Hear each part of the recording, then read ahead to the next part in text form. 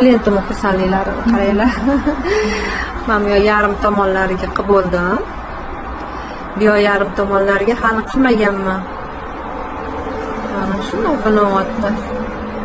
Bu osilib, bu yoqda narsa bo'lib qolib, ko'zlarning tagiga ko'karib osilib. Bu uch tortilgan.